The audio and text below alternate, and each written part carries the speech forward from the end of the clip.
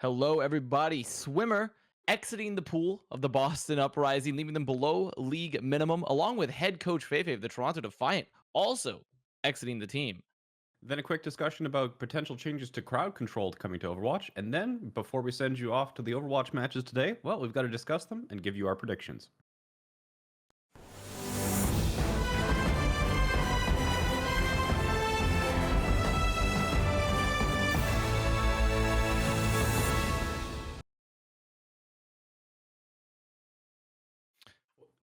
Are you doing?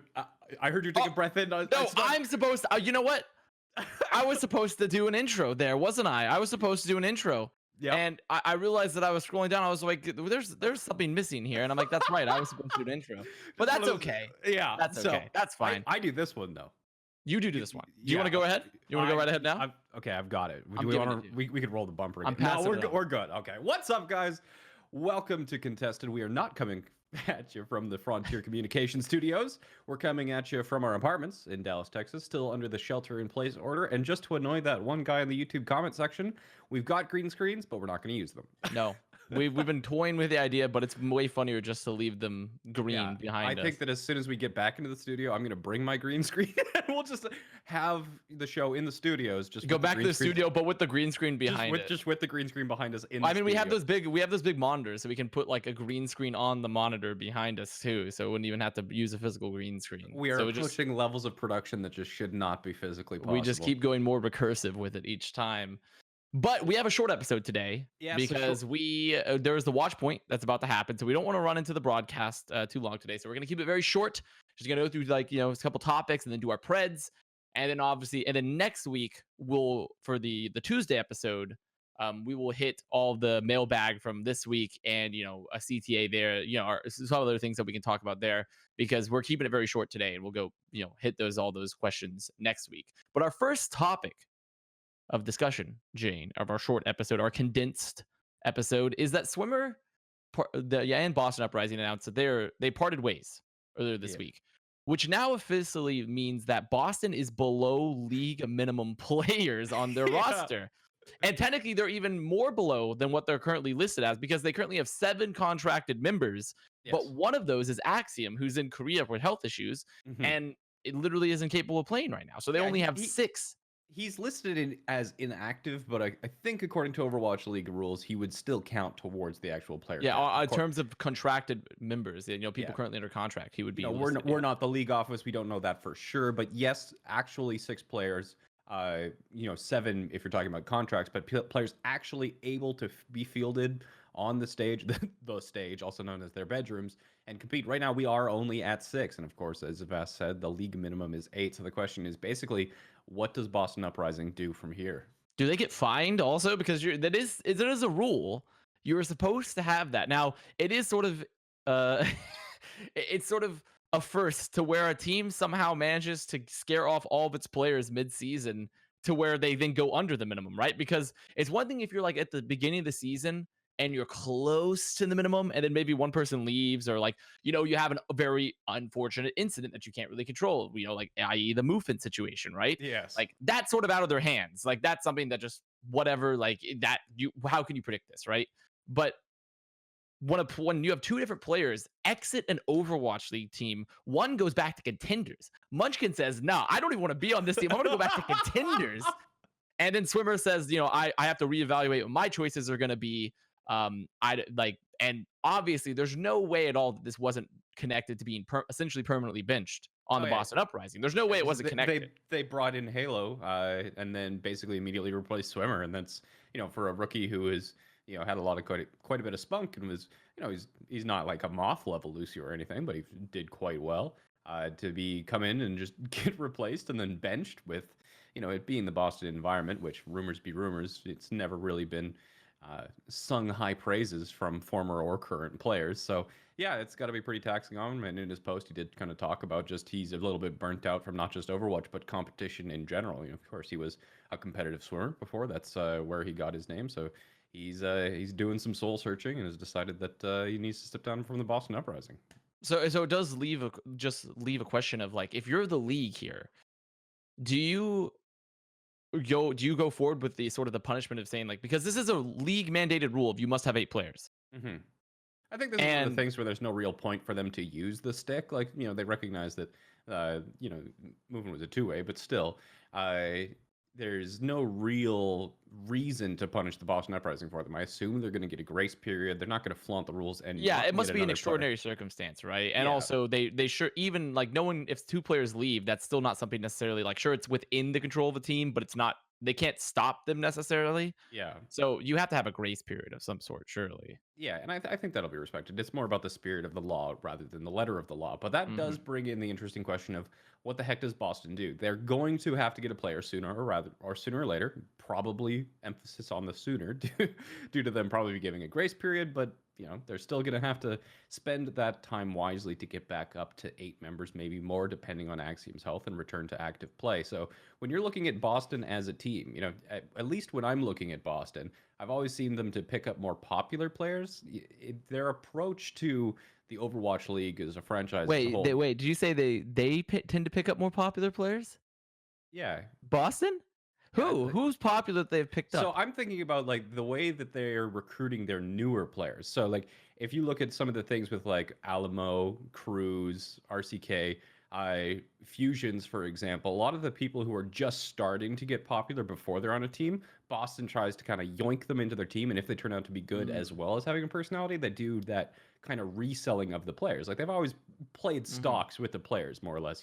There was the rumors about some of the buyouts for Boston players being at the 300,000 mark, even when they were actually paying those players uh, league minimum in some situations. Of course, this is secondhand info, some cases third hand, so we don't know how true it is. But this is very much the way that Boston has been coming Could across we and how interpret they that deal as with their cheap players. as well? Could we Yeah, interpret that as picking up cheap players as well? yeah, and a good comment in chat from Alec is that Swimmer is another good opportunity or a good example of them picking up kind of developing popular players where Swimmer Mhm. was becoming more popular. He was on the up.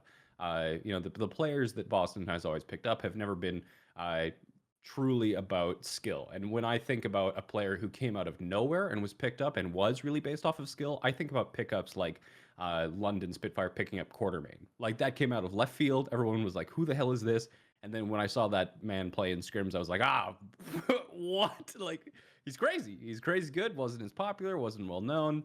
He gets picked up and he does really well. Whereas, Boston does go for kind of those players that have that more kind of flourishing grassroots support. And they do kind of think that that makes up a little bit of the difference. Because if you're thinking about it from Boston's perspective, are they really kind of trying to be the best team in the league, like the Shock, like any of the other teams that are really investing quite a bit into the roster? Other teams are going the other direction. We've seen it from the Valiant, we've seen it from the Outlaws, we've seen it from the Spitfire. Teams kind of cutting back, especially when these franchises are looking for longer term returns on their investment. Is there really that much worth to spend a lot of money on high tier players to try and win a few more games? Or do they try and make some money in the meantime by buying low, selling high, but the commodity you're trading is actually players? It's true. I mean, and also there is an argument to be made there of like very established popular players also yield other returns in terms of the dividends for sponsorships and Yes. sales for your team. But obviously there are different goals, and I'm sure if you asked the Boston front office and asked Huck, and as someone that knows Huck and has worked with him, you would say we are trying our best to win, and that's 100% Yeah. true. It's Of just course, they're not going the to say methods anything that you but go that. about doing it may not Yeah. necessarily always be And and doing everyone's going to some. define winning differently as well. But honestly, I think that the best option here, if I were Huck, or if I were just pretending I was Huck based off of previous decisions, I think they pull a Philadelphia Fusion and pick up their version of Chipsa. You could look at Harblue or Kabaji. Like, is there any real reason not to pick them up and just like say they'll go pro, but stick with your 6 until you find something more? Just have a streamer, get some more popularity, sell some Yeah. more jerseys. There's always a gimmick that could be exploited, but to wrap it up, to go to the next topic because we are under the constraint, is that as a final thought of like you said, it's what Boston, it's what Boston does. Like, but you also have to say on the topic of departing players, why are they all departing one team at the same time in the same season? That seems odd when everyone wants to be in Overwatch League and now suddenly they're not wanting to be in Overwatch League. But on the topic of departures, in the same vein, Fefe, Yes. the head coach of the Toronto Defiant, stated that they're stepping down as head coach for Defiant in the middle of the season too, which is why it's kind of a big deal because there is a track record sort of head coaches departing teams and not good things happening, whether it be Defiant currently. We'll see as the season goes on, right? But they haven't had success so far. Florida Mayhem season 1. I mean, pretty much Boston season 1 too.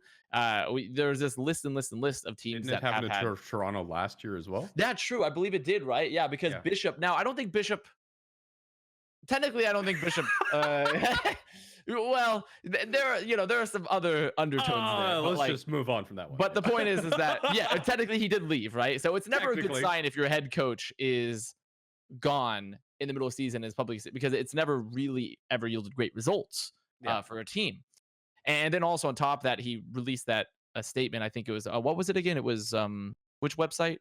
I've got it. Medium? Yeah, he released it on Medium. So Medium. there's kind of there were two parts of his post on Medium. He posted it in English and French, which was very nice of him, so we didn't have to translate it.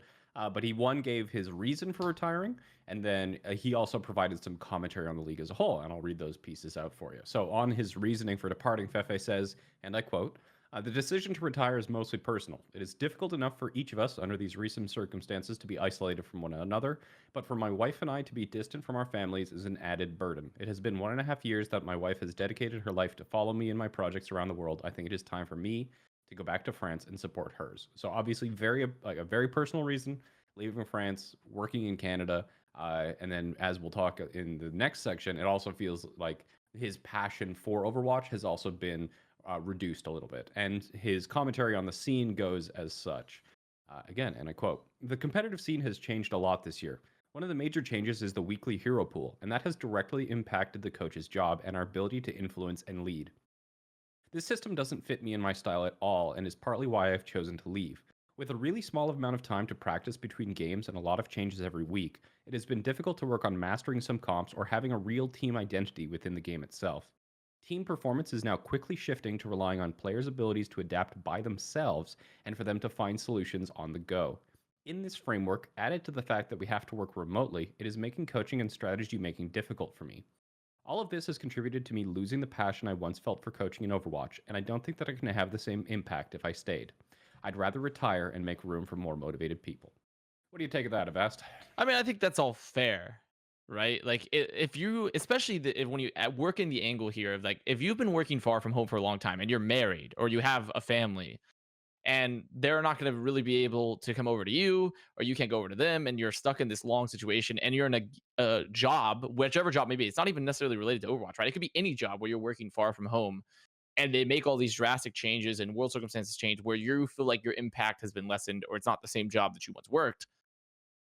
Who wouldn't want to go back home, right? Yeah, right. It would still require a lot of passion to be doing that still, because I mean, I can't imagine that. Like, if I was in a situation like that where I was working outside of my country and I had a wife or kids, or just someone that needed me back home, and they had been supporting me doing all this, and now I'm in a spot where I'm like, like, it's not even the same job I started out working anymore. I don't feel like I'm as impactful. On top of that, if I think also one thing to keep in mind is that winning is sort of the medicine for everything in a lot of ways. So if Defiant was winning, this could have been a very different situation too. It's the same way for things like Boston or any other team that perform well. Is that I'm sure that if you win a lot, situations that were bad in the team get swept under the rug, and this resolves to like anything. Winning just is a solution to a lot of different things. But if you're not winning, then there's not even that incentive to continue to be there to win. So that is kind of an interesting, like, chicken and the egg or cart before the horse thing. Are you not winning because things are good, or the other way around? Yeah. But one of the things, if you are kind of a Toronto Defiant fan, I think one of the things to look for here is the fact that we very, very early on, just by looking at Toronto Defiant's play style, labeled them as a very, very player-coached or player-led team. And from the commentary from Fefe in his Medium post, it seems to agree with that. Now, the replacement to Fefe, interim coach, is Lilbo. Then there's another assistant coach. And Little Bo was an ex-player himself, which is... Little Bo was an ex-player, which is one of the reasons why I think that this change actually isn't going to be that big of a deal for the Toronto Defiant, because Lil Bo will probably work better with the team being a former player, and that's where his experience comes from.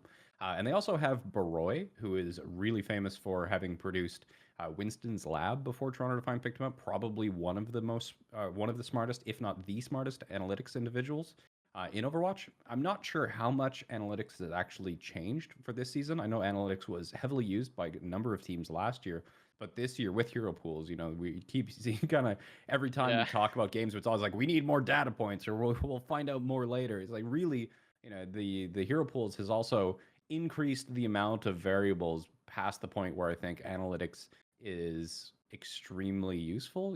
Definitely adaptation, like Fefe talked about, is probably the most important factor. So it's good that Lilbo is the interim head coach, and honestly, it doesn't seem like it would be that important for Toronto to find some brand new external head coach, especially when the team as a whole is very, very player led already.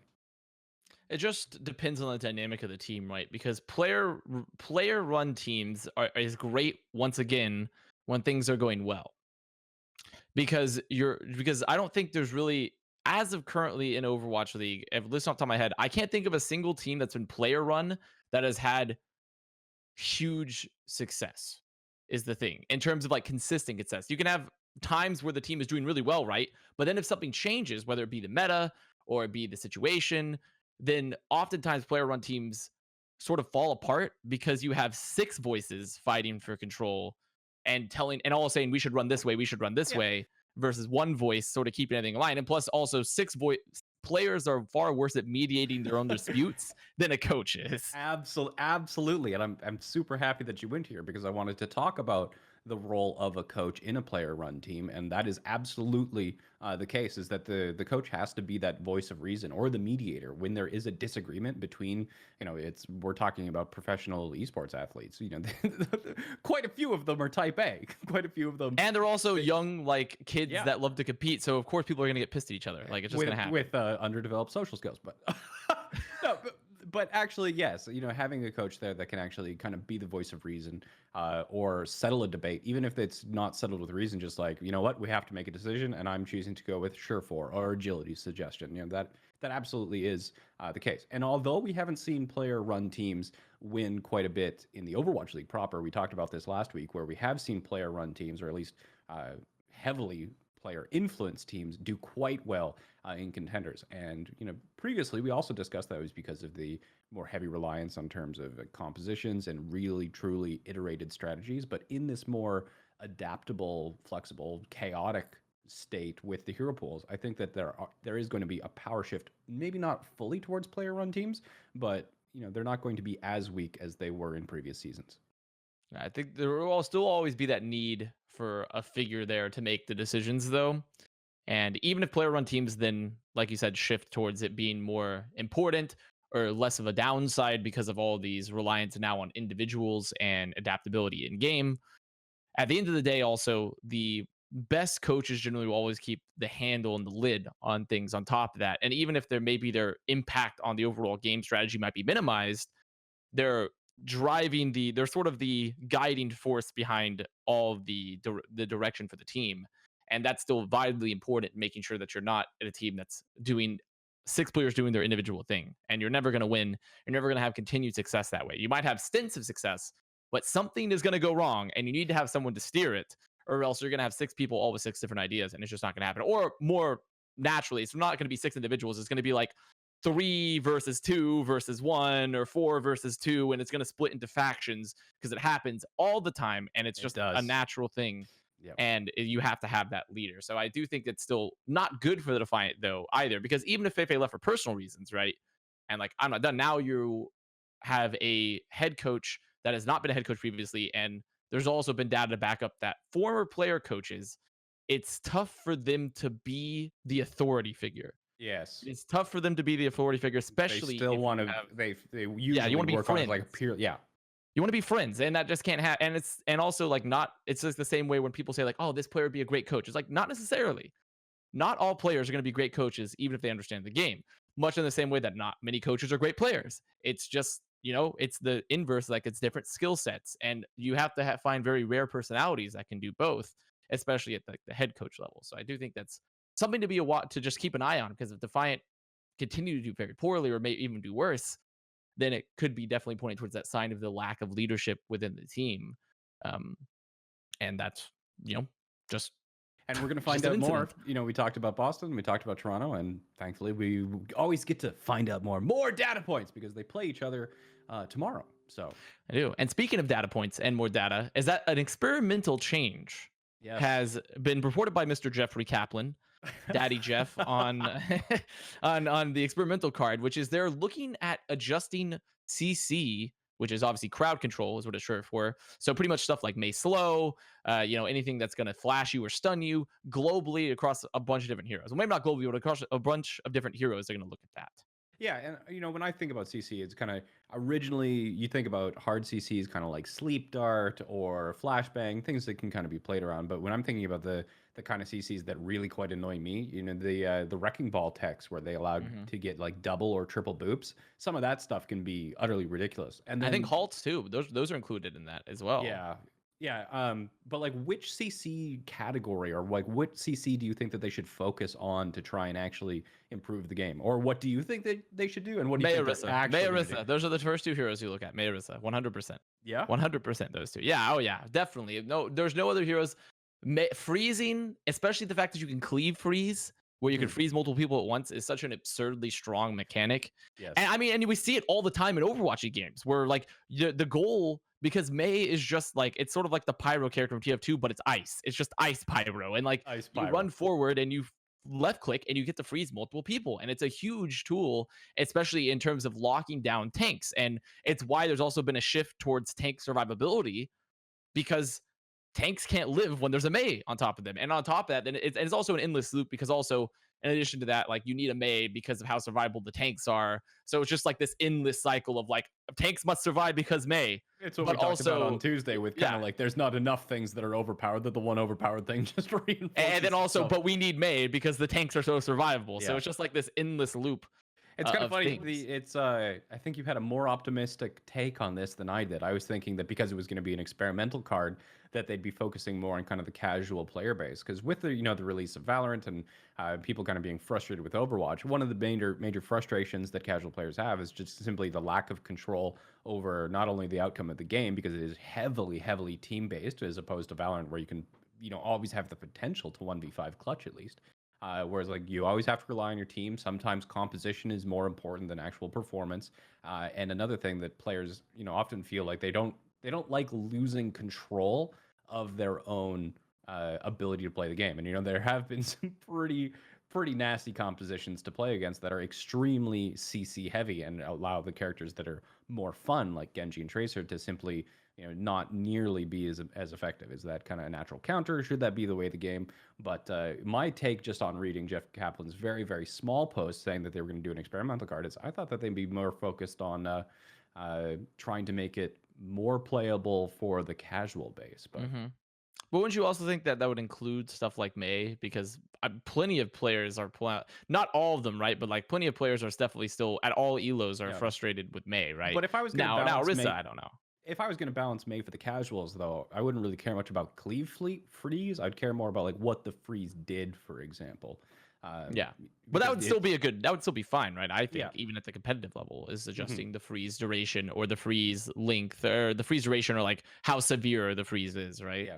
The one thing that I really hope that they do as a development team is that they don't actually do designs like Steadfast for Reinhardt. I really didn't like the Steadfast change. I think it would have been fine if it was part of his ability, like when his shield is up, he gets a CC or something reduction. But even when it's down, just have a raw passive like that. It's one thing to have kind of a unique ability, but once you start saying that, like, what do you think? What would happen if they introduced? This is a potential that they could do. What happens if they introduce like a mass-based CC reduction, where it's like heavy characters get Well, booped then wouldn't back Roadhog less be or- immovable like a neutron star? Then like he would just be space time would be warping around him from his. Yeah, he is a one-man apocalypse right now. He's not, but he's supposed to be. It's just making it lore accurate. It's just this unstoppable flesh meatball. It's Meatball Man. Wow, Meatball Man. I mean, there's the possibility for things like that. I mean, I do agree that unique passives are not ideal unless you have, once again, an overlap, right? Because if only one character can have this one effect, then only one character now is locked into this role, and that you don't want to be locked into those rules necessarily. Well, we'll have to figure out what Mr. Jeffrey Kaplan decides to do with his experimental card. It's not out yet, but it will be soon. So we will, once it is actually out, I'm sure we will reflect upon it more and which one of us were right on the direction they were going with that. But we've got how much long time? We got 5 minutes before the match starts. Are you doing a companion stream today? I am. I am. People in chat are like, Avast, companion stream. I made the tweet. I made the tweet, people. I made the tweet. Stream. No one wants to read anymore. No one wants to read, okay? They just want to listen to the funny people just make sound bites, okay? Yeah. This is what's wrong with America, clearly, obviously. This is what's wrong with America. Clearly. This is the one. It's reading, obviously. That's the problem. Okay, well, we said that this segment would be short, and I think that we're going to stick to that. 4 minutes now. But the two matches for today was we got Dragons versus the Hunters and Bosses... Or no, that's... No, that was our matches of the week, but we're moving that. We're moving that. We moved that. Because we had... But no, it's just the predictions for today, which is Rain, Justice. Yeah. Rain, Justice, and then obviously Gladiators, Valiant. Okay, so Atlanta, Washington, 3-0? Yeah, I think 3-0 is pretty fair. I think 3-0 is pretty fair. What about Gladiators versus the Valiant? What are you thinking? I'm favored Gladiators. Yeah. I think Valiant are a team that are still that can probably put up a fight and could easily take like a map or maybe even two if they have like a really good performance. But Gladiators are looking really strong right now. Sometimes a tiny bit one-dimensional, I would think, because of their aggression. But I think they're just overall like looking like a far better team. And Rain Justice is just obvious 3-0. Like I don't know what's wrong with Justice, honestly, considering that it seemed like they'd purged the majority of their management and things like that, and they even had a relatively decent roster swaps towards the end from stage 4 to on the off season. But something somewhere is just wrong with the core of that team, and I don't know. It had required much longer time than we had today to talk about it. A lot of people in chat are saying 3-2 Gladiators. I think it's going to be probably a 3-1. I'll give Valiant the ability to take a map off them, but definitely think Gladiators are going to be in the driving seat. So yeah, 3-1. I'm not expecting any surprises today, but nobody ever does. So yeah, 3-1 is fair. 3-1 is very fair. And also, we did have a mailbag that we were going to read out, and we'll do it very, very quickly, I guess, because we don't have a lot of time. Was this the balance one? This was the balance one, because I mean, I thought we were moving it to next week, though. Yeah, was my plan. There was an obscure reference says I wrote an essay for this week's mailbag, but now it's too long for the show. So we're not doing a new call, so no new submission for letters this week. But we actually got quite a large amount of responses because all of you apparently want to be game developers about what you thought that the balance should be in the game. Like if you were basically put in charge of Team 4, what you would do to make Overwatch better or more balanced. And we got a lot of responses, a lot of great ones, and a lot of essay length responses. So which we are moving to next week because we have a very short segment this week. Which we are moving to next week because we have 2 minutes before Watchpoint starts. Avast has to do his companion stream or the internet is literally going to melt down. So of course. Yeah. Whether you're watching on YouTube, Twitch, Twitter, we appreciate you all. We can see your comments during the stream. This is live, not pre-recorded, unless you're listening on your favorite podcast platform like Spotify or Apple. So if you are watching on one of the live stream platforms, always feel free to wave, say hello, add a comment. We read them during the show. But if you listen to us on podcast, well, I hope you're having a great day anyway. I'm Jane, this is Avast, and this has been Contested. Enjoy the games.